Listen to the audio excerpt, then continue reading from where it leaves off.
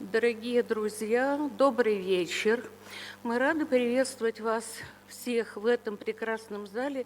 У меня такое сравнение появилось, что это должен быть серебряный зал, так он называется. У меня ассоциации такие.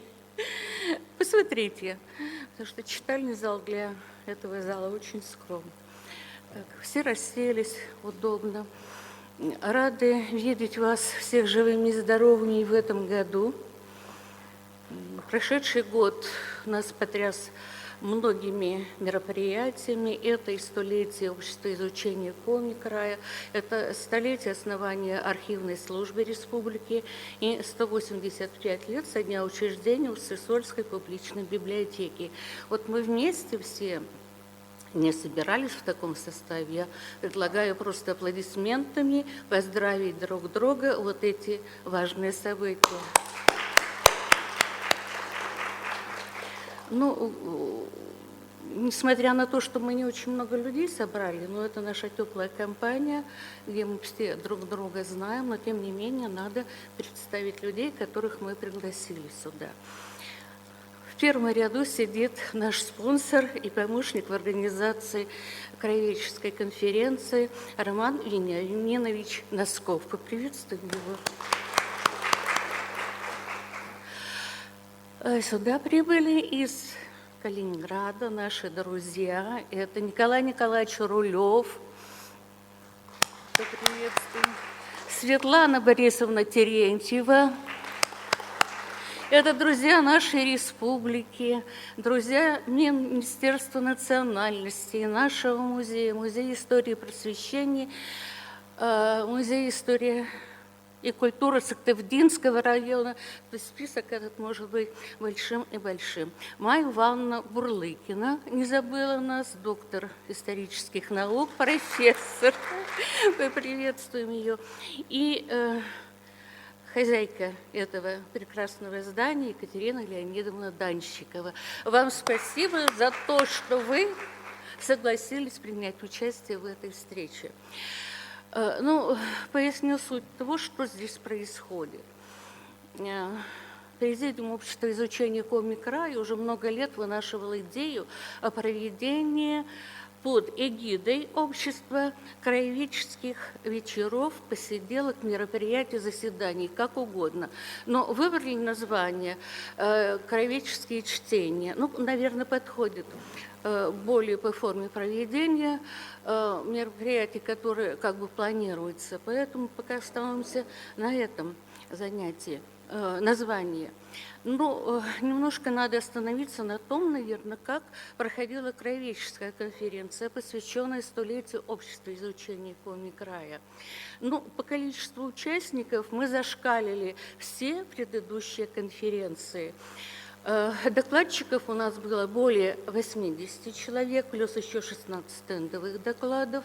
И на основе этих материалов нам удалось, в общем-то, в этом году мы успели справиться, да, подготовили и издали две части, вернее, два номера журнала «Известия общества изучения Коми края».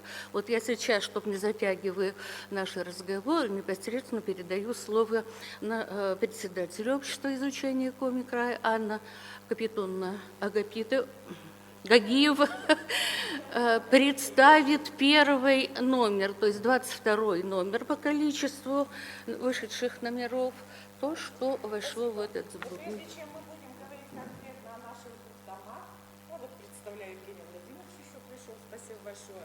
Я хочу все-таки предоставить слово министру по делам...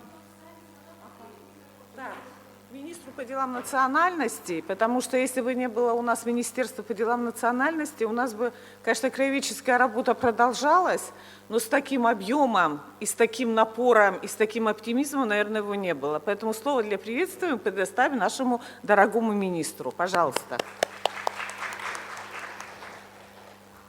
Бурлун, Ставыслакоди Чукарчистани, Анна Капитоновна, Алексей Николаевич. Добрый день, дорогие друзья. Огромное спасибо за приглашение на сегодняшние краеведческие чтения. Действительно, общество и министерство связывают давние партнерские отношения. А с Анной Капитоновной, я не побоюсь этого слова, у нас дружеские отношения, и мы всегда находим общий язык по всем вопросам. И вот такие краеведческие чтения, они не только собирают краеведов, историков, исследователей в столице нашей республики, но они проходят везде по всем библиотекам, по всем муниципальным образованиям. И я здесь, пользуясь случаем, хотел огромную благодарность выразить всем тем, кто занимается этой кропотливой, достаточно, наверное, тяжелой работой, но тем не менее такой увлекательной и дающей такие хорошие результаты. И отдельные слова благодарности хотел сказать за то, что сегодня в краеведческую деятельность, причем повсеместно, вовлекается молодежь и дети. Если ребенок заинтересуется этой темой, я считаю, что это яркое доказательство того, что краеведение нужно нашим поколениям будущим, в первую очередь, для того, чтобы не забывать о нашем прошлом. Поэтому спасибо всем огромное, и всем участникам я желаю новых достижений Анны Капитоновны, новых каких-то побед на этом фронте, а мы с большим удовольствием будем в этом помогать. Спасибо.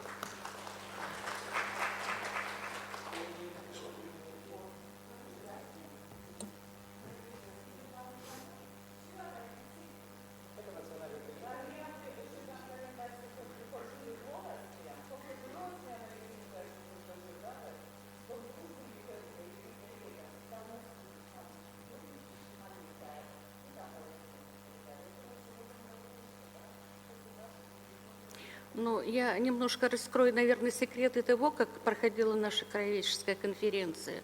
Около 50 участников, краеведов, наиболее активных, были отмечены ценными подарками главы республики, Министерства по национальности, Министерство образования, буду коротко называть, чтобы не затягивать нашу встречу. Министерство культуры передало нам издание, выпущенное в год юбилейный для республики. В общем, постарались всех отблагодарить за их интересную исследовательскую краеведческую работу. Мы сейчас предоставим слово Екатерине Леонидовне Аданщиковой. Пожалуйста, встречное слово. Что вы хотите сказать?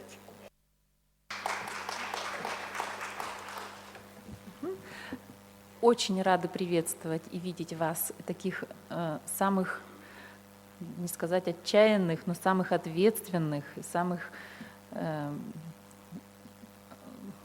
даже людей, которые беспокоятся, которые болеют душой за краеведение нашей республики. И мы рады приветствовать вас на нашей площадке, конечно.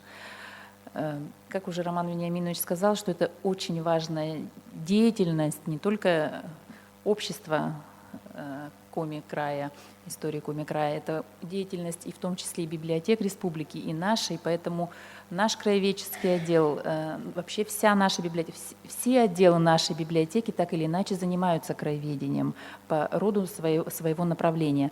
Поэтому мы будем непосредственно участвовать и в ваших заседаниях, и всегда готовы поддержать вас, я не знаю, технически, морально, какими-то другими способами, поэтому рады. Литература — это в обязательном порядке. Если какие-то...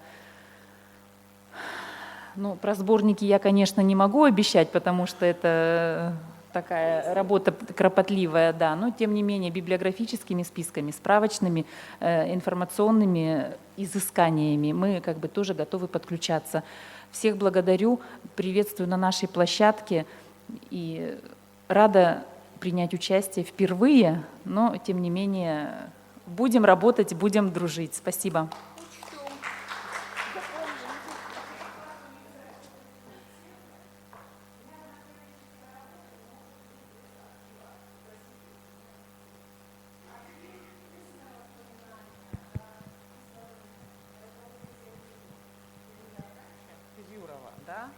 Который Леонида Аркадьевича Козюрова, вы записываете? Давайте вот так. Вот я повторю, что здесь я вижу Леонида Аркадьевича Козюрова, он уже идет поприветствовать нас и сказать пару слов, тем более, что архив недавно ответил такую же годовщину, что и мы, поэтому давайте попросим его, пусть он выступит со своим словом или скажет. Добрый вечер, уважаемые коллеги, друзья, соратники. Я, конечно, честно говорю, для меня было абсолютно неожиданно то, что мне представили слово. Во-первых, что хочу сказать. Меня действительно очень радует, что у нас появляется новая платформа для краеведов. Потому что, конечно, далеко не всегда есть возможность и время поделиться своими наработками, своими изысканиями. Я в этом плане вот с большим удовольствием вспоминаю те краеведческие вечера, которые проводились, будем так говорить, под эгидой Музея просвещения, организованные нашими известными краеведами, историками. И поэтому, когда я получил бумагу о том, что сегодня проводится мероприятие, несколько дней назад, я, конечно, был очень рад и для себя поставил обязательную цель найти время, чтобы выступить. Да, в октябре прошлого года исполнилось 100 лет нашему архиву. Ну, так сложились обстоятельства, что праздновать нам пришлось спустя почти 2 месяца в декабре в рамках вторых цемберовских чтений, вернее, будем так говорить, вторых цемберовских чтений проходили в рамках празднования 100-летия.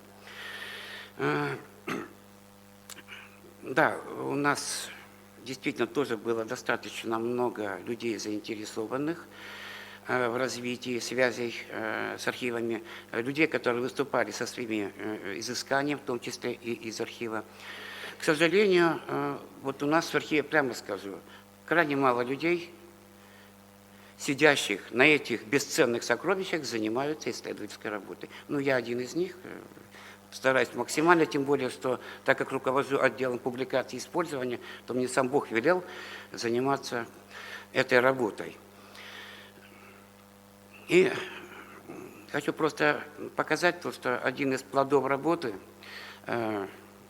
нашего архива — сборник документов журнала заседаний Усть-Сысольской городской думы с 1900 по 1918 год. Издание очень большое по объему, свыше 700 страниц иллюстраций и текста. Понятно, что все журналы не могли войти. Мы выбирали, на наш взгляд, наиболее интересные, разнообразные документы. Да, в рамках вторых цемберовских чтений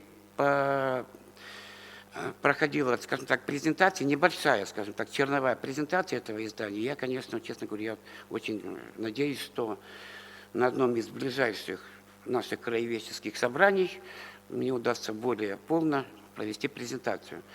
Ну, а сейчас я просто хочу вручить вот это издание. Сразу скажу, очень редкое, всего 100 экземпляров. 100 экземпляров вручить хозяйке сегодняшнего мероприятия Екатерине Леонидовне.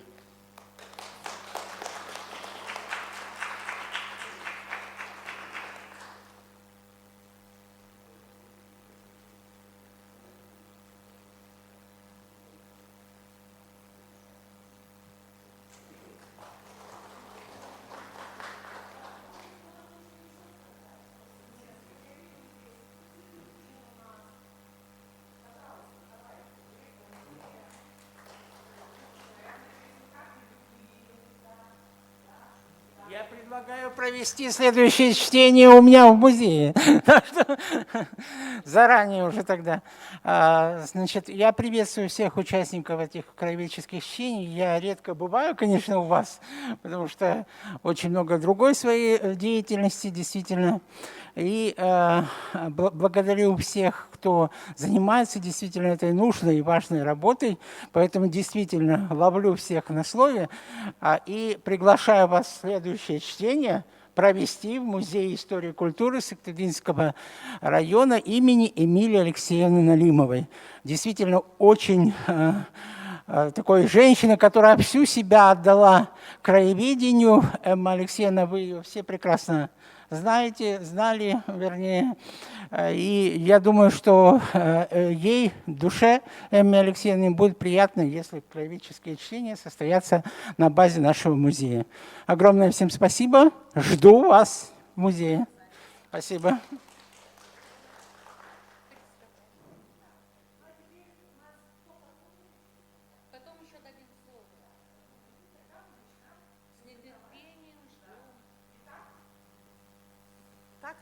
официальная часть у нас прошла, мы переходим к презентации наших 2 томов, да, которые вышли. Во-первых, я должна сказать сразу, вот первый том, это «Известие общества изучения Коми-края», первый том, 22 год, это юбилейный сборник.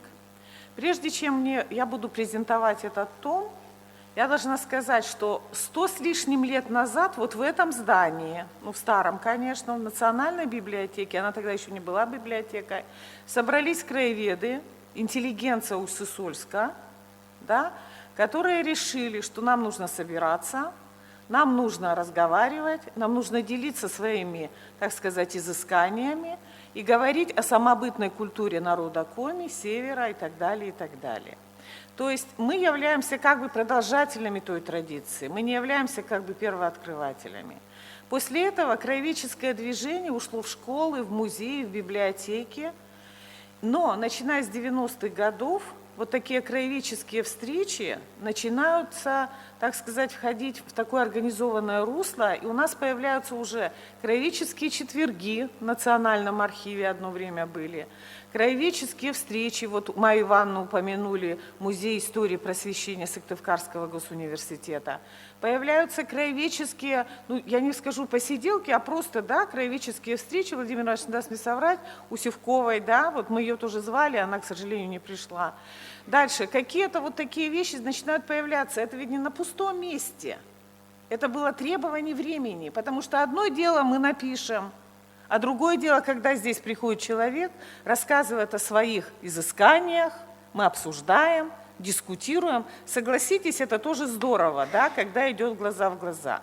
Это первое. Второе, это очень здорово, например, когда мы будем приглашать сюда на эти встречи студентов, преподавателей вузов, так, общественность, не только историческую, интеллигенцию Сыктывкара. Благо, видите, какая чудесная площадка.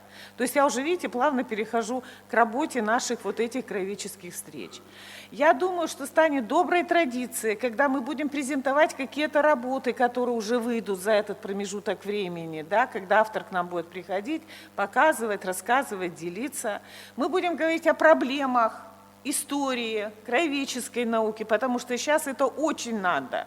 Сейчас это архиважно, как бы сказал Владимир Ильич Ленин. И обязательно в планах работы нашего правления и нашего краеведческого сообщества это один из вопросов практическая работа.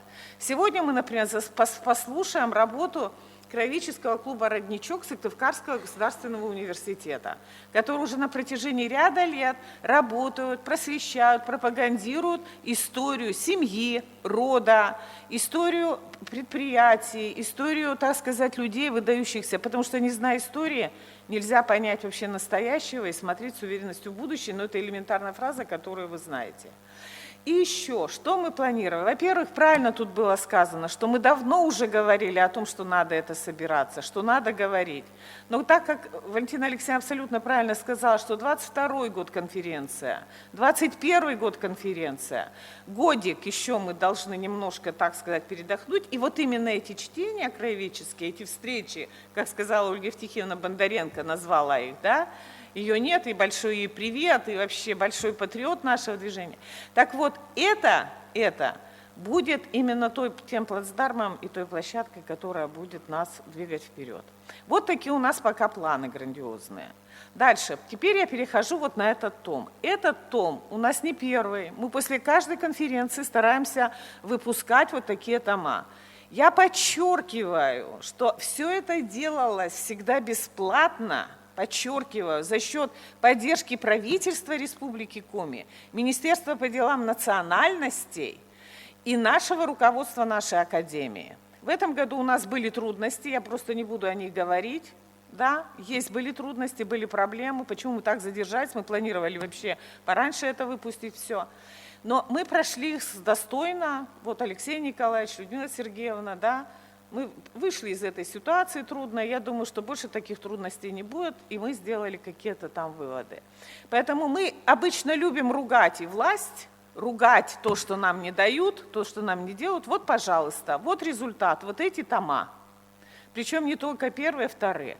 Вот здесь прекрасная выставка Национальная библиотека сделала по краеведческим работам. Это вообще здорово. То есть вместе нам надо работать, вместе нам надо поддерживать мир, спокойствие в нашей республике и верить, конечно, в лучшее. Итак, первый том, 22 выпуск, и второй том, это 23 выпуск, это Алексей Николаевич, наверное, Коми-Анкутас. Здесь у нас представлены пленарные доклады, краеведение и история Республики Коми, роль личности в истории и география, экология, экономика. Начиная с 2021 года мы привлекаем географов. И Российское географическое общество тоже активно у нас участвует, работает. Вот сидят тут представители. Да? Вы не хотите нас сказать ничего от РГО Российского географического общества? Нет. Да? Нет? Скажите что-нибудь, поприветствуйте нас. Владимир, давай, ну после меня, давай после меня, хорошо? Сейчас. Итак, вот. Итак, это тоже новое. Раньше такого не было. Вообще еще, я мечтаю, что у нас и экономисты бы еще появились, как в начальном этом самом. Добрый день, уважаемые коллеги. Моя фамилия Силин, Владимир Иванович. Я вот являюсь еще и членом ученого совета нашего отделения географического общества, от чего, конечно, от кого я вам передаю большой привет. Мы тоже заинтересованы. И действительно, уже вторая конференция, когда там секция есть география. Это замечательно. Вообще надо всем силам дружить. Правда? Вот. Но я бы хотел все-таки немножко о грустном. Вот раз у нас такое товарищеское общение, мне посчастливилось, я уже лет 30 читаю в разных заведениях курс краеведения. И хочу вам сказать, что ситуация абсолютно грустная. Слово краеведение у подросткового или там студенческой аудитории это что-то такое, знаете, очень матерное. И вот всем хочется вот так вот отгородиться. И когда какую-то информацию им туда впихиваешь, они с такой же, ну, как закон, помните, Ньютона, да, сила действия равна силе противодействия, и вот с таким же противодействием они стараются избавиться от краеведения. Я вот даже еще и министру пожалуюсь. Я все время, 30 лет, спрашиваю студентов или учащихся, задаю вопрос, кто из вас собирается уехать из из Российской Федерации? Раньше это был один человек, ну, может быть, два, потому, ну, понятно, было трудно уехать. Сейчас это где-то до трети доходит. А на вопрос, кто собирается уехать из Республики Коми, вы не поверите, 100%. Вот я сейчас только на несколько дней лекцию читал в новой группе у лицея для сельских одаренных детей. 100% все хотят из республики уехать. Ну, это вот такой вот момент. Сейчас об этом правительство уже заговорило. И там какие-то даже сейчас структуры какие-то, да, образуются, по-моему, по работе с молодежью для того, чтобы она отсюда не уезжала. Я не знаю, насколько это будет эффективно, пока в экономике, конечно, нет порядка, то и, в общем-то, молодежь, она прекрасно понимает, с работой сложно, жить сложно, и, в общем, они все стараются Москву, Петербург удрать. Вот когда мы эту ситуацию переломим, я, в общем-то, и не знаю. Еще бы я хотел озадачить всех, и мои заботы. Сейчас стало печататься сложнее. Вот краеведы меня, наверное, поймут. Когда Анна Николаевна вела рубрику и выпускала газету «Дым Отечества», то раз в месяц мы заходили в ларьки и покупали эту газету с большим удовольствием. Она даже была очень редкая. Придешь, спрашиваешь, и говорят, а нет, уже закончилось, уже закончилось. Практически все газеты и в городе, и в районах, они брали с удовольствием краеведческие материалы. Даже платили гонорар. Вот. Ну, я поделюсь. Значит, гонорар, как правило, много-много лет составлял сначала бутылку водки с закуской, потом бутылку водки без закуски, а теперь, соответственно, вообще ничего не составляет. И гонораров никаких не платят. Ну и даже не в этом дело, мы готовы бесплатно. Но с прессой сейчас стало намного сложнее. Заинтересованности, ну, коллеги мои подтвердят, заинтересованности печатать краеведческий материал очень-очень мало. Иногда пошлешь какую-нибудь статью в районную газету, а потом долго вообще ждешь упоминания о том, что эта газета там до редакции дошла. Вплоть до такого вот. Так что, к сожалению, такая вот проблема есть. Ну, понятно, что народ неистребим в своем желании работать на ниве краеведения. Покойный Михаил Борисович говорил, вот все, говорит, у нас стремятся сделать побольше краеведов. А нет, говорит, в обществе, говорит, есть, например, 10% преступников. Вот, говорит, что разбейся, будет 10. Есть, говорит, 1% краеведов. Разбейся, все равно будет 1%. Вот я, соответственно, за здоровье этих краеведов, я, конечно, перепутал немножко трибуну, за здоровье хочу вас всех пожелать вам здоровья, пожелать мирного неба и всего-всего хорошего. И надеюсь, что эти четверги, может быть, укоренятся, и с удовольствием все будут выступать и рассказывать о своих работах. Спасибо. Разве нет? Молодец, как всегда напомнил нам о проблемах, которые мы знаем, но которые мы решаем. Тем, что мы здесь, вот, Владимир Иванович, посмотрите на этих людей, на эти лица, на эти глаза, и вы поймете, что это неравнодушные люди. И как можно больше будет таких у нас людей, то больше мы будем решать проблемы какие-то. Мы можем здесь 1000 раз сказать, что у нас уезжают. Мы можем за 1 000 000 раз говорить, что у нас село плохое и так далее, и так далее. Но все это живо, все это работает. Посмотрите, вот у нас, например, сидит Сыктывдинский район, да? Прекрасная работа, прекрасное литературное краеведение идет. Посмотрите, возьмите Усть-Кулом, как они работают с краеведческими движениями. Посмотрите Сысолу, Ижму, правда, сейчас там не так активно, как раньше. Усть-Цильма, Помоздина сейчас начинает там что-то и так далее. То есть надо просто с чего-то начинать, от того, что мы будем тут говорить, как все плохо и как ужасно, это мы и так знаем. Мы видим деревню, мы видим людей, мы видим этих бабушек, которые уходят там и которые живут.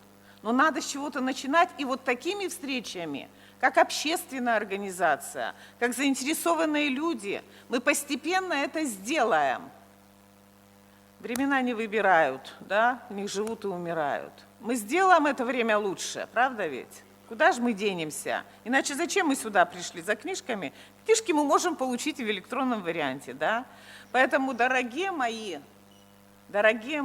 золотая краеведяс, вот начала ведь первый том презентовать. Очень интересный том получился. Очень интересно. Мы будем продолжать в этих томах и роль личности в истории. Мы будем продолжать здесь и краеведческие изыскания, и мы будем дружить с географами, которые так болезненно воспринимают отъезд из республики Коми-молодежи. Володя, мы тоже это воспринимаем безобразно, мы тоже от этого страдаем. Но все-таки мы должны верить в лучшее. И вот ради этих людей, которые собрались, ради тех, которые в темное село идут в библиотеку, идут в школу и что-то начинают писать, говорить, рассматривать свою родословную, свою семью, историю церквей, деревень и так далее, и так далее. Вот ради них надо работать. За это мы не получим, Володя, никогда и ничего. Никаких коврижек, никаких гонораров. Все здесь работают бесплатно. Я говорю не только это тебе, но и всем. И это тем ценнее. Еще раз, огромное вам всем спасибо. Первый том, читайте, смотрите. Слово Алексею Николаевичу.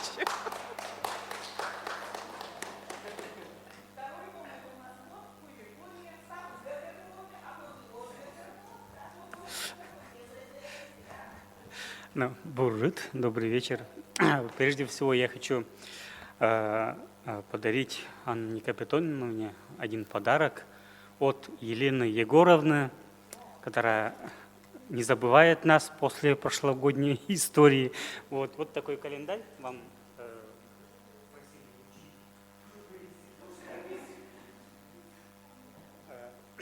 Она сама готовит, сама издает. И потом перейду уже, собственно, к краеведческим встречам. Конечно, общество изучения Коми-края давно вынашивало идею провести подобные встречи. Ну, понимаете, что необходимо время, ресурсы и так далее. Вот Анна Капитоновна уже упомянула о том, что раньше подобные мероприятия тоже проводились в Сыктывкарском университете в том числе. Вот. Но как только ниша появилась свободная, да, общество изучения Коми-края решило эту нишу занять. Вот, учитывая, что мы хотели немножко отдохнуть от проведения конференции, потому что Всероссийская конференция 100 участников, не тысяч, так 100 участников. Вот это занимает очень много времени. Вот, тем более готовим журнал, редактируем, много раз перечитываем.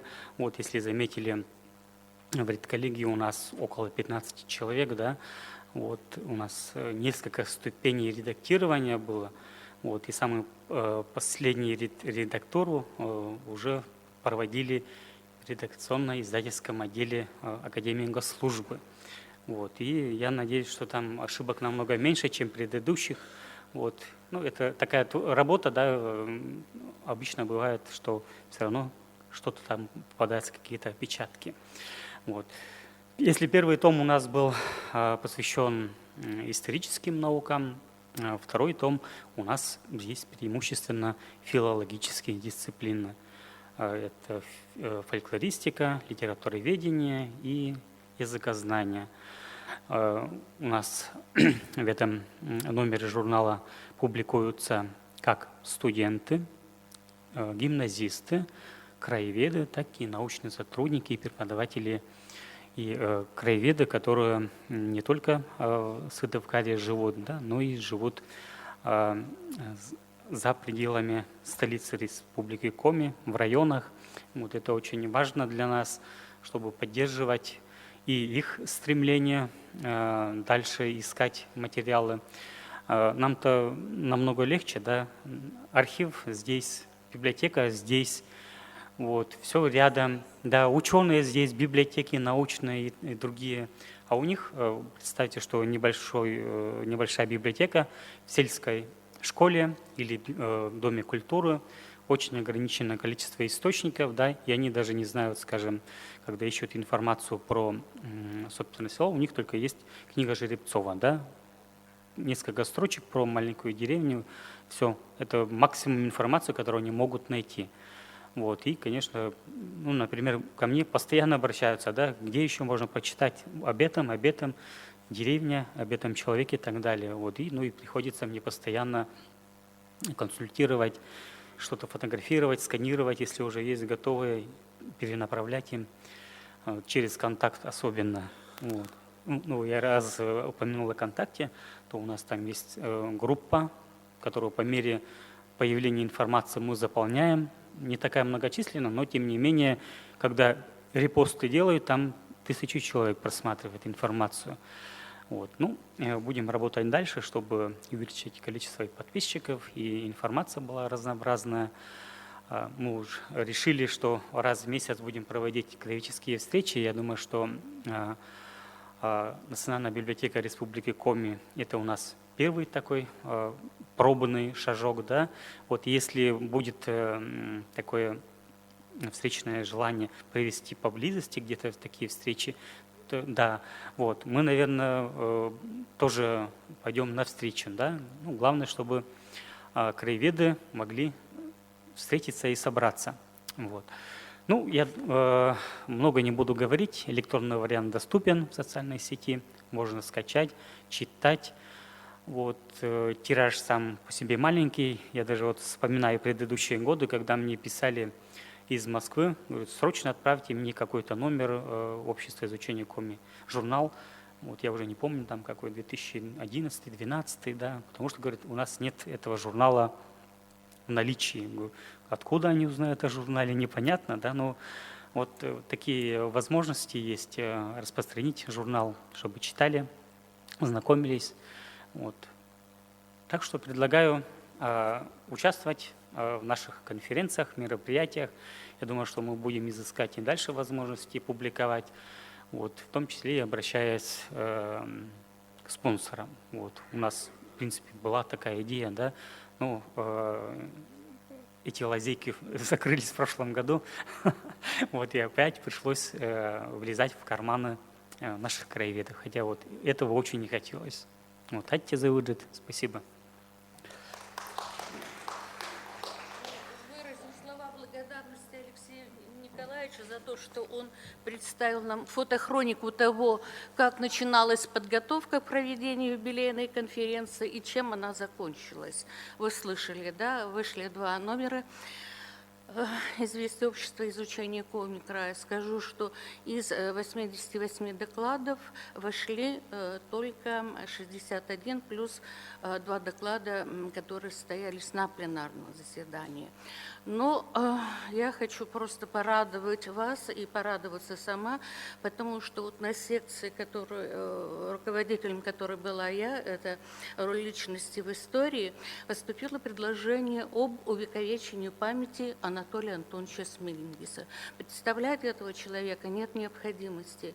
Людмила Николаевна Королева и ряд других краеведов поддержали желание опубликовать его архивы. И буквально через некоторое время проходит информация на сайте Института языка, истории и литературы. Игорь Любомирович Жеребцов съездил в Каркерос, и там уже какие-то договоренности проведены. Начнутся подготовительные работы.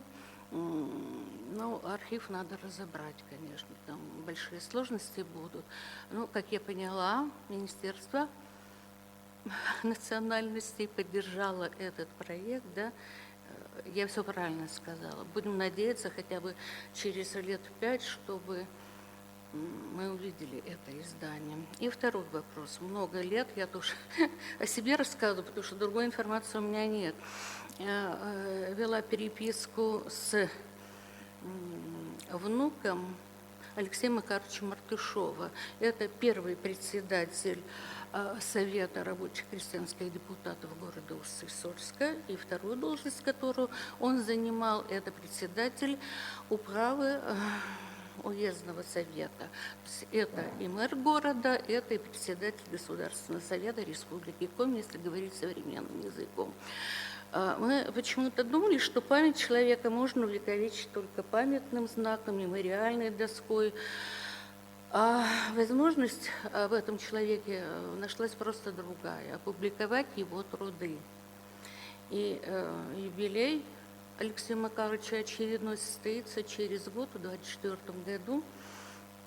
С Игорем Любомировичем договорились, что начнем подготовку материалов к изданию, подключим внука, который доктор физических наук, известнейший ученый в области физики, и он очень заинтересован, чтобы о его деде, причем это не родной дед.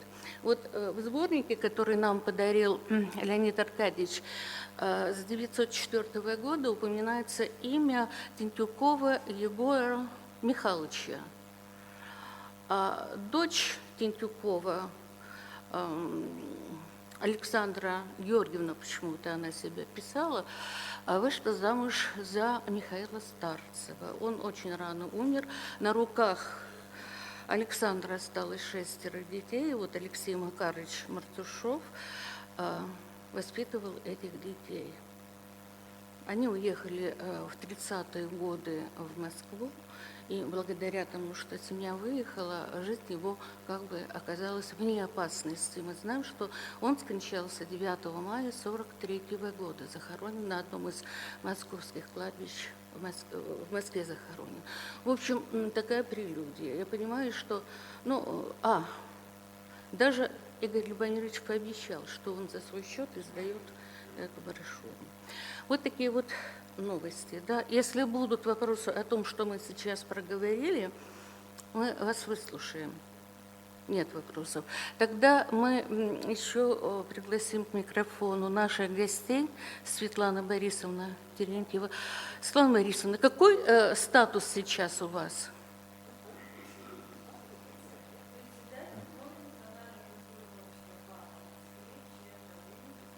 Все правильно, потому что я записала, но мало ли меняется.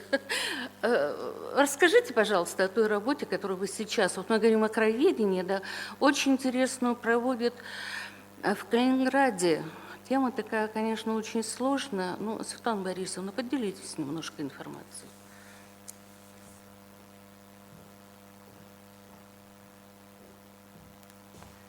Добрый вечер всем. Мы очень рады вас видеть и согласны с тем, что, как Валентина Алексеевна сказала, это кружок, команда, которых мы знаем очень давно, и каждый из нас очень давно приближен к теме краеведения. И как только этой темы коснешься, вынырнуть оттуда невозможно. Мы должны просто обрастать такими же единомышленниками, наверное, вот похожими на нас. Но несмотря на то, что в республике мы давно не живем, прописка у нас другая, теперь уже Калининград, потому что мы тянемся за детьми, детям не так легко, поэтому мы являемся крепкой стеной, которая пытается им помочь. Я думаю, что эта ситуация знакома для всех, для нас. И поэтому мы не только не остыли от республики, мы здесь живем, и живем самым настоящим образом. Мы 12 ноября, я была последний раз на отчетном собрании землячества Коми, потому что мы оставили хозяйство молодому поколению, и они тоже нуждаются в помощи, потому что каждый регион, наверное, должен иметь имя, авторитет для того, чтобы в Москве, по крайней мере, воспринимали общественную организацию землячества Коми как зрелую, образованную, интеллигентную, активную. В принципе, авторитет у землячества Коми, он очень давний, не нами он был создан, мы пытаемся эту ситуацию держать. И возглавляя Парму, меня не освободили от этой должности, потому что Парме 33 года исполнилось, и начинали ее ветераны, и как вот выступая на собрании, я сказала, вот как не будет последнего ветерана, так, может быть, я с чистой совестью могу сказать, что нужна замена. Вот. Почему я говорю об этом? Потому что ветераны – это как раз носители информации, той республики, тех городов, тех районов, той истории республики Коми, которой занимаемся мы. И если этой работы теперь прикоснуться молодежь, я так слышу, что уже есть такие коллективы краеведов, и мероприятия проводятся, молодежь старшего возраста, имеется в виду старшеклассники, а потом студенческая молодежь, то это очень важно. Мы в этой работе. Я просто пытаюсь сказать, что, находясь в новом регионе, мы пытаемся найти своих земляков, их очень много в Калининграде. Тем не менее, не все отзываются на клик «Республика Коми». Кто-то говорит, а мы уже принадлежим, да, местные. Мы не местные, я иногда дерзко говорю, что мы не местные. Наша малая родина – это Республика Коми, и привыкнуть к новому месту, и изучать вдруг этот край – это крайне сложно. Поэтому вроде как отсиживаясь, вроде как вот тоже хочется уже успокоиться иногда, но выстрелил герой России, первый герой на Балтике Владимир Николаевич Носов, уроженец села Коровий ручей Уссыльемского района. Уссылемов рядом с нами нет, остались в Москве. Там на этапе организации. Мы все-таки будем там, найдем руководителя от Уссыльмы, который возглавит эту работу. И находясь в этой тематике с 2012 года, когда первое было, посыл тоже был по здравоохранению, «Времена не выбирают», книга об истории здравоохранения Печорского края, это как бы первое. Второе, Печора, истории, перебирая даты. И Анну Капитоновну, и прямо вот совершенно в точку говорится, время идет, оно так скоротечно. Был посыл на книгу о здравоохранении, я сейчас этого здравоохранения, оно в истории, его нет. Нужно спешить. Спешить нужно нам, а молодежь надо подтягивать. Вторая книга была к юбилею 60-летия Печоры, был заказ Печора, истории, перебирая даты. Сегодня этого города нет. И ветераны, носители информации уходили, просто их косило по возрасту. Но было восстановлено так много отраслей, которых сегодня нет, и жители современной Печоры когда мы приезжаем и говорим, вот мы бы хотим к фотографам, особенно сейчас кружки, часы, и говорим, а нам бы Печору надо с оленями. А мне тут рядышком жители говорят, да что вы такое говорите, в Печоре никогда не было оленей. Я говорю, да спросите меня, что тут было с 1953 года. Поэтому ценности огромные в нашей работе, и этого города нет. Сегодня это учебник истории по истории города Печора. Землячество точно такая же история. О людях написано, и сегодня я могу сказать, что из ветеранов Пармы, дай Бог здоровья Ефремовой Нине Павловне, дай Бог здоровья Канову Янусу Васильевичу, будет 17 июля 90 лет, который участник Корейской войны, которого встречал Ким Чен Ын, весь мир пугается этого имени. И тем не менее, вчера была в 12-й школе имени Олега Кошевого, выпускники, 12 человек выпускников этой школы, все легендарные личности, уважаемые люди в Москве, тоже уже многие ушедшие, которые представляли собой цвет Республики Коми. Ну и теперь Владимир Носов, который привел нас в Калининград. Я никаких обязательств не говорю, что там будет землячество, у всех интересы разные. Но он погиб 26 мая, операция СВО началась 24 февраля. А мы узнали о нем в октябре.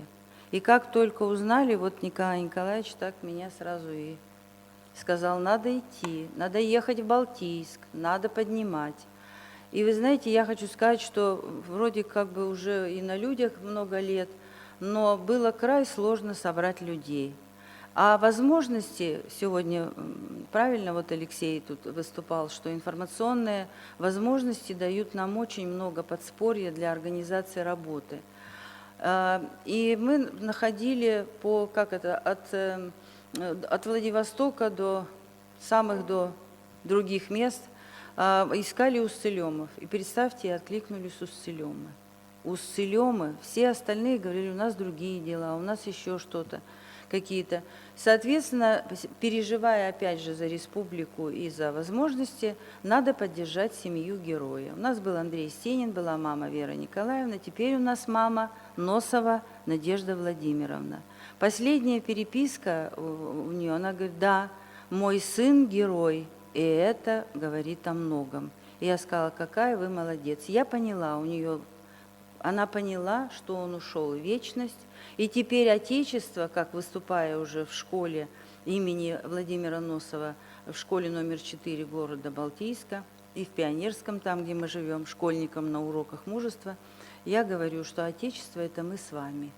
И если мы помнить не будем, то это за что гибнут люди, наши, жители нашей страны. И что такое Отечество? Это пример вот как раз по краеведению.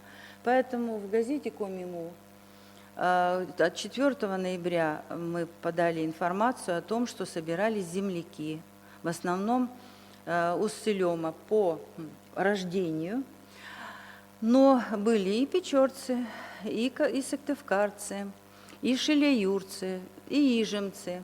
И поэтому мы вот этот круг, пока Северный Кус, непосредственно кто оказался ближе к Уссыльме, организовались. А 5 января у нас приезжали Татьяна Дмитриевна Вокуева с Николаем Ивановичем Вокуевым, потому что они жили в Балтийске, они служили.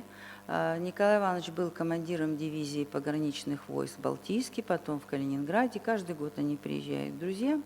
И в этот раз мы организовали для них посещение школы, познакомились с настоятелем храма князя Александра Невского, это главный храм в Балтийске, с морским музеем, который в Балтийске. И перед приездом сюда нас познакомили, мы были на приеме директора областной музея историко-художественного у Екатерины Сергеевны, которая, в общем, Республику Коми знает, это все мы как бы одна семья. Мы видели уже уголок героев, которые оформляют участников СВО. Открывает галерею наш Владимир Носов и награжденная Орденом Мужества тоже небольшие экспозиции. Пока есть вот такие знаки, где нужно поддержать нашу малую родину, семьи, нашу историю. Мы дарим книги и говорим, о Носове нельзя рассказывать в школьном музее и в Калининграде, не говоря о его родине. Это республика Коми. Прямо красной нитью идет, что он скучал. Вот этот фильм, который сделал Юрган, «Шаг бессмертия», он тиражируется с согласия генерального директора Кузнецова. Вот, и я сопровождаю эти фильмы в классах школьных, с 5 класса спокойно можно показывать. Вот, и, в принципе, музей на этапе организации мы эту работу проводим.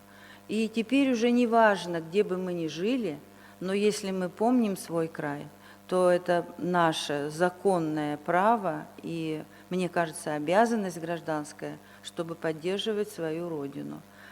И мы готовы быть проводниками, как мы, придя в школу, в чужую, которые нас не знают, не знают наших регалий, сказали, а мы встанем мостиком между Балтийском и между Усыльмой, между школой, которая в Короме-ручье, которая носит имя Владимира Носова. То есть мы нашли там для себя работу общественную, которая непосредственно служит на благо республики. И есть такие люди, которые откликаются, и я думаю, что, присутствуя на форуме гражданского общества в Калининграде совсем недавно, прозвучало очень много опыта. Я работала на секции по патриотическому воспитанию. Мне казалось, я знаю все, многое, потому что вся жизнь моя прошла в основном с детьми. Я педиатр по специальности этой школы, и сады, и все. Но с огромным удовольствием слушала доклады и слушала опыт другого региона. И самое главное, что мы привыкли видеть вот эту аудиторию, взрослых. Родословное чтение в Московском доме национальности мы тоже до сих пор участвуем в этом. Но вот это, как говорят, детский сад, младшее звено, среднее звено и старшие школьники. Задача стоит так: студенчество старшим школьникам, старшие школьники среднему возрасту, самые тяжелые для восприятия, а они младшие и так далее. Передача информации от взрослого к детям, она затруднительна, потому что мы не знаем нюансы передачи информации, и восприятие идет, как взрослый всегда прав, он всегда читает назидание. Это очень хорошая подсказка, и этот год уже совершенно очевидно будет посвящен героико-патриотическому образованию, не воспитанию, а вот присоединяется героика, патриотическое образование. Это то, что сейчас привезли нам уже из Москвы, та работа, которая будет строиться с молодежью с учетом вот того, что мы имеем сегодня на политической сцене и жизни страны. Спасибо. Спасибо.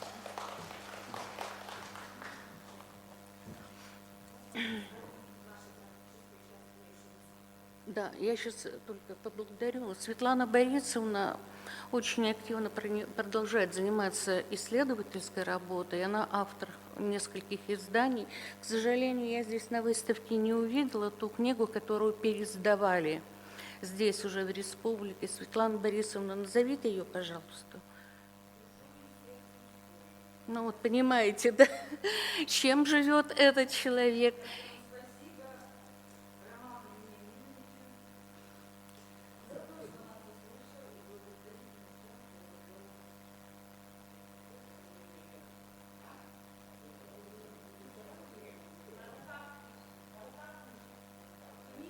Все понятно. Школы с таким...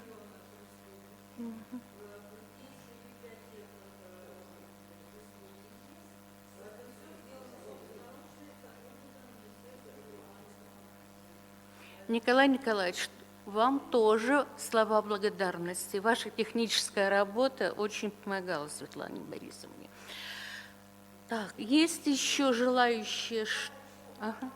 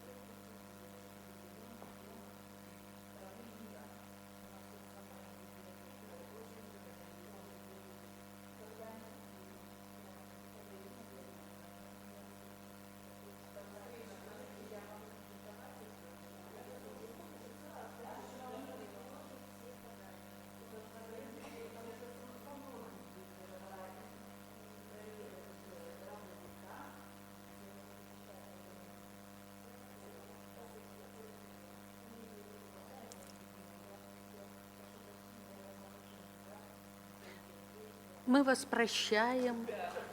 Без всяких претензий. Будем рады на следующих встречах видеть вас.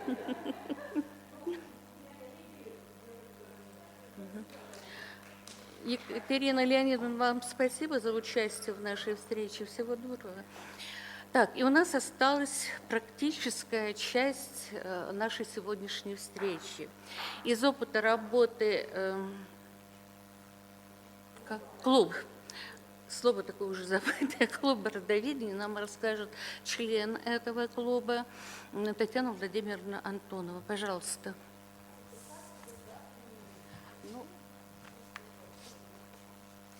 Спасибо. Меня зовут Антонова Татьяна Владимировна. Я являюсь членом клуба родословия Сыктывкарского государственного университета имени Петерима Сорокина. И я выпускница Сыктывкарского государственного университета. Я закончила химико-биологический факультет когда-то, работала на кафедре зоологии, затем у нас появилась кафедра биологии. Поэтому, в общем-то, большая часть моей жизни связана с университетом.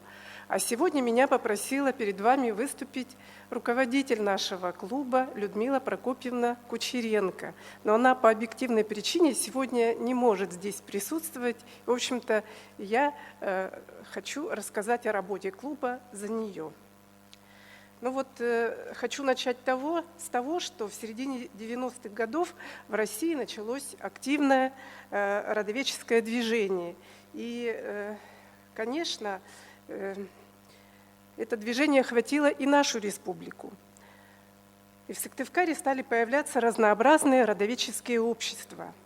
И в 2016 году на базе Сыктывкарского государственного университета возник клуб родословия, который объединил преподавателей, сотрудников и ветеранов университета, ну и теперь еще и педагогического института тоже. Поначалу коллектив насчитывал 15 человек только. В настоящее время это число выросло уже до 25 постоянных участников, в числе которых 9 кандидатов наук, но у нас есть и, вот как Людмила Прокопьевна просила еще дополнить, что у нас есть и доктора наук. Между тем, членом клуба может стать любой, кто проявит интерес к родословным исследованиям. Заседания клуба проходят по четвергам, один раз в месяц, в помещении музея педагогического института имени Жданова. Руководителем клуба, я повторяю еще раз, является кандидат исторических наук, доцент Людмила Прокопьевна Кучеренко. Перед клубом стояли задачи, выявленные на первом заседании: использование опыта работы ветеранов высшей школы, раскрытие их личных возможностей, включение ветеранов в повседневную деятельность университета, содействие в работе со студентами, проведение мероприятий и пополнение фондов музея. Клуб начал свою работу с обучающих семинаров. Людмила Прокопьевна Кучеренко провела семинар «Методические рекомендации по историко-родословным исследованиям». Вячеслав Александрович Попов познакомил с проблемой создания и использования современных семейных информационных систем. Но вот я не буду перечислять, конечно, всех докладчиков. Помимо семинаров используются и другие формы работы. Это индивидуальные консультации, сообщения по родословной тематике, встречи со специалистами в области генеалогии и родословия, встречи со студентами и их консультирование, рецензирование студенческих работ, руководство секциями на краеведческих конференциях, участие в мероприятиях и социальных проектах университета и общественных организаций города. Главной целью клуба является работа над составлением родословных. Этой теме посвящено наибольшее количество выступлений на заседаниях членов клуба. Интересные выступления можно отметить также по теме «Малая Родина». Вот, например, «Моя Родина» Усть-Сильма. Прозвучало такое выступление Людмилы Прокопьевны Кучеренко. С темой «Малой Родины» тесно связаны темы «Отчий дом», известные представители рода, биографика, семейная реликвия, фотография из семейного альбома, семейные увлечения, которым были посвящены доклады членов нашего клуба. На заседаниях, посвященных теме семейных увлечений, чаще всего звучала тема путешествий. В отдельных случаях характеристика стран, в которых побывали наши коллеги, была связана с деловыми поездками. Так вот, например, Надежда Дмитриевна Манова рассказала о жизни современной Венгрии. Одним из приоритетных направлений родословных исследований является биографика. Например, Эльвира Федоровна Елевчук работает над биографией своего отца, коми-литературоведа, языковеда Федора Федоровича Попова. С 2017 года клуб ежегодно участвует в февральских чтениях ученого совета Сыктывкарского государственного университета в формате круглого стола. За это время заслушано более 50 докладов в этой секции, 4 доклада в секции «Актуальные проблемы истории Республики Коми» и 1 доклад в секции «Музееведения».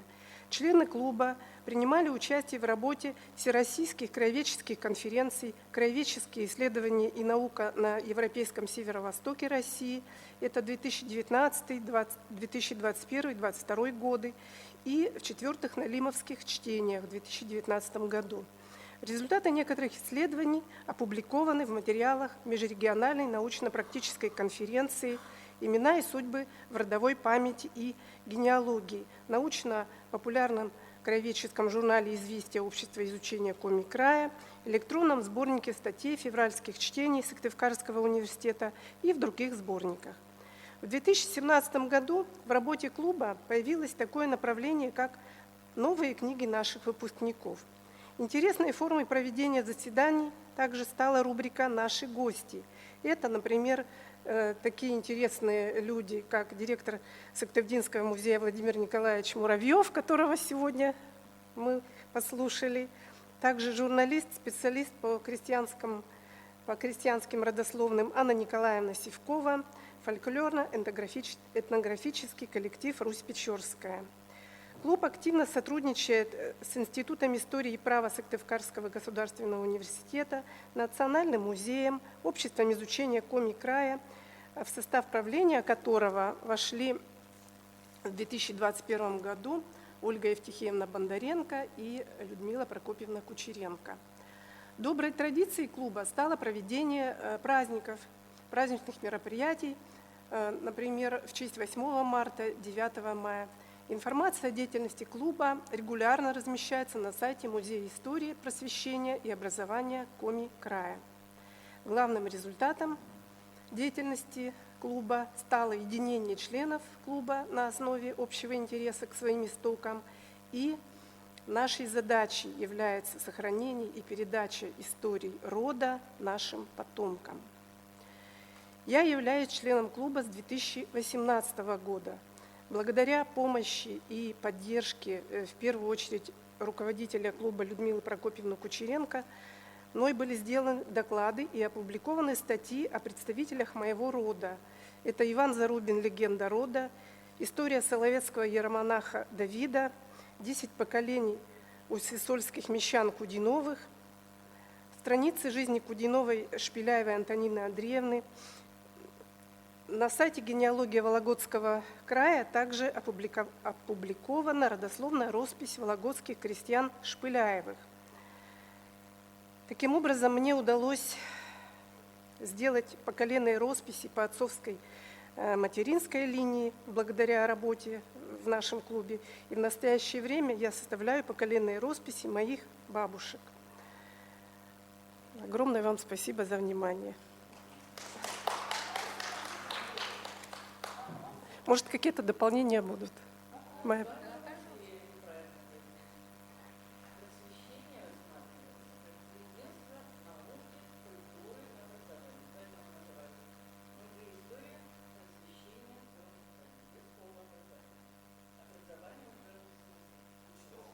Учтем.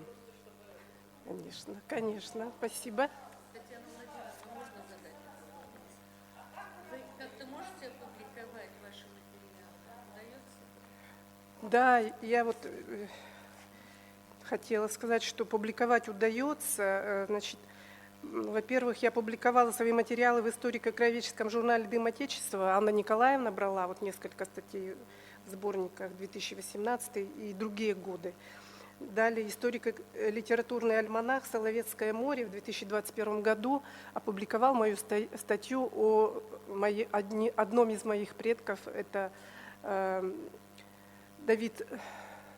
иеромонах Давид, который из Сухановых и одновременно из Кудиновых. Вот. Он, в общем-то, ушел в соловецкие монахи и там, в общем-то, упокоился. И поэтому вот Соловецкое море, они взяли этот материал. Ну и еще известие общества изучения Коми края, конечно, 19, 21, 22 год тоже опубликовали мои статьи, поэтому публикуйте.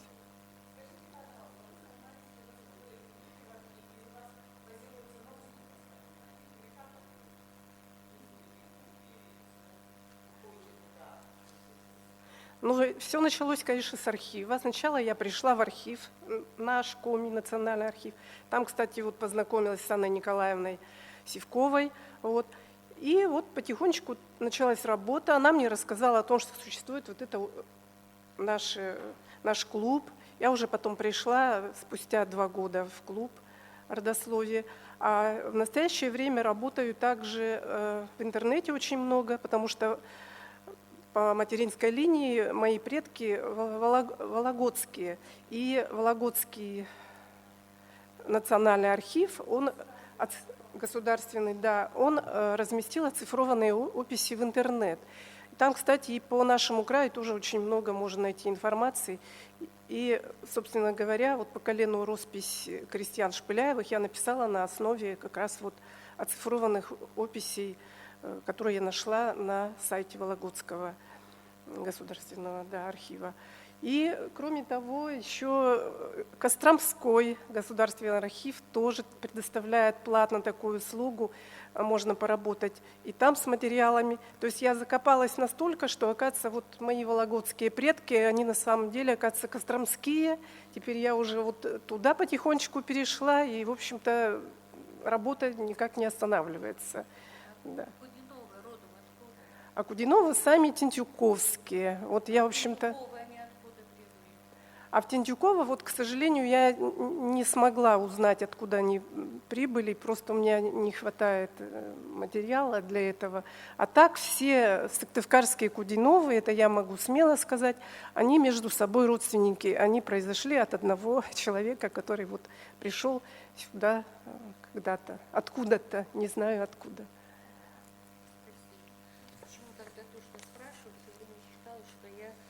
Местная Сысольского района, да, оказалась Вятская. Вот так вот. Если нет вопросов, то я хотела подвести итоги нашей первой встречи. И, пожалуйста, Майя Ивановна, у меня в списке. Дорогие друзья, я с большим удивлением и с радостью увидела здесь свою новую книгу, которую еще практически презентовала только в нашем университете. Эта книга посвящена истории нашего университета за 50 лет, называется «Сыктывкарскому университету 50 лет. Страницы истории». Я очень рада, что библиотека столь оперативно получила, видимо, по почте или еще каким-то образом. Потому что, к своему стыду, я должна признаться, что 2 моих рецензента – это очень любимые, уважаемые мной люди, которые здесь тоже присутствуют, Валентина Алексеевна и Анна Капитоновна, они еще не имеют ни одного экземпляра этой книги. У меня лично всего лишь 1 экземпляр, больше ни одной книги нет. Эта книга состоит из 3 частей, и каждая часть включает период действия университета за определенные годы. Первый период, первая часть связана с деятельностью 2 ректоров, это Валентина Александровна Витязева и Алексея Елисеевича Грищенко. Это 1972 год-1990 год. Второй период включает период ректорства, вторая часть включает период ректорства ректоров Кудяева Сергей Иванович, который руководил нашим университетом 5 лет, и Василия Никифоровича Задорожного, который руководил нашим университетом уже 15 лет.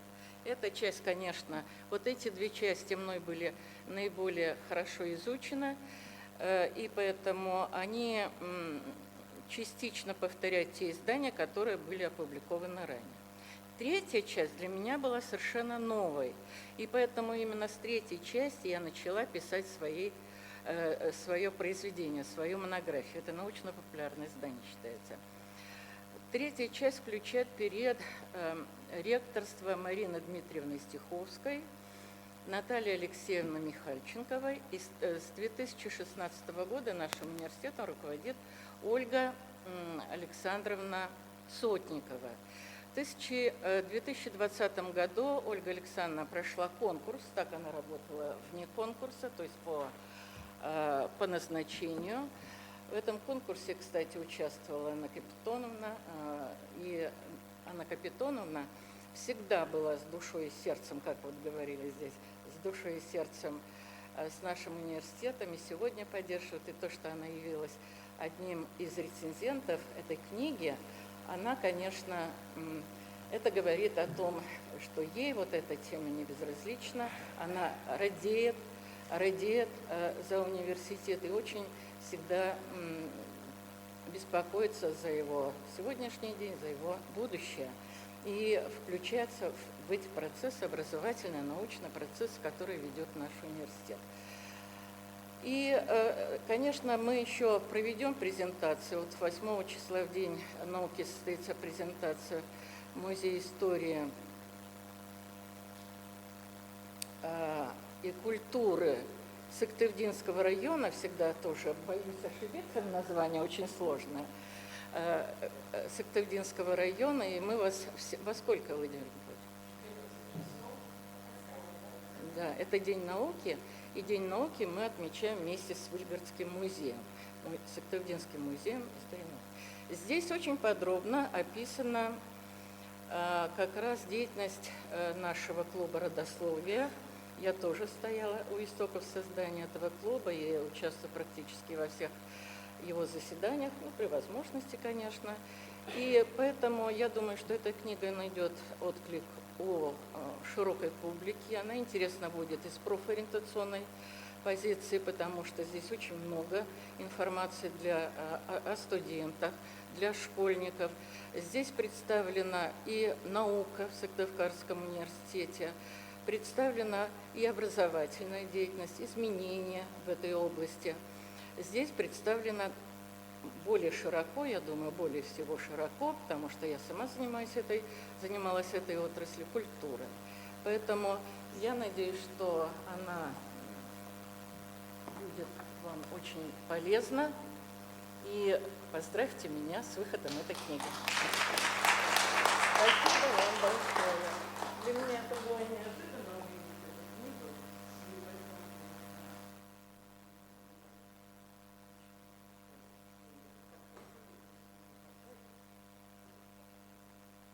Майя Ивановна, это сколько мы не видели, как ваша новая книга выглядит, поэтому мы ее не узнали. Не узнали еще. Моя дорогая. Нет, действительно, в любом издании Майи Ивановны очень много связано с краеведением, с историей Коми-края, уточнены биографии наших известных ученых, художников, общественных деятелей. Ну, в общем, кому-то я рассказывала, что историю Коми-края, двухтомник, который Сенькой вышел, я читала как художественную литературу. Вот эти все книги точно так же, сразу закладочки, потому что это все в работе нужно. Я прошу прощения за то, что мы немножко задержали нашу встречу, но это первый блин Коми, как всегда бывает. Ну, это я так оправдываюсь, то, что мы немножко задержали.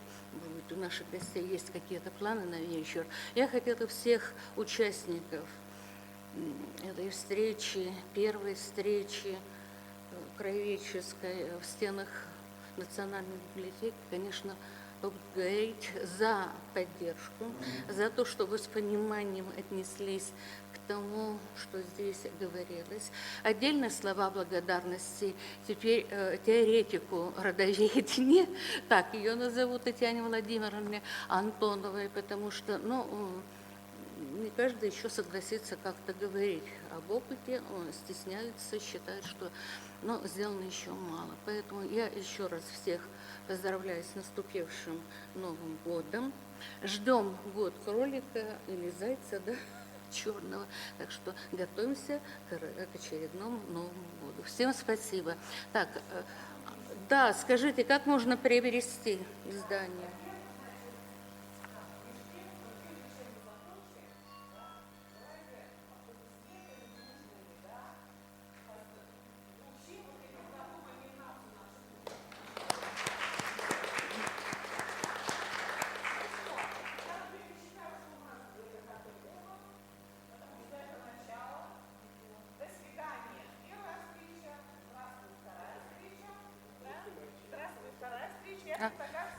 Пожалуйста.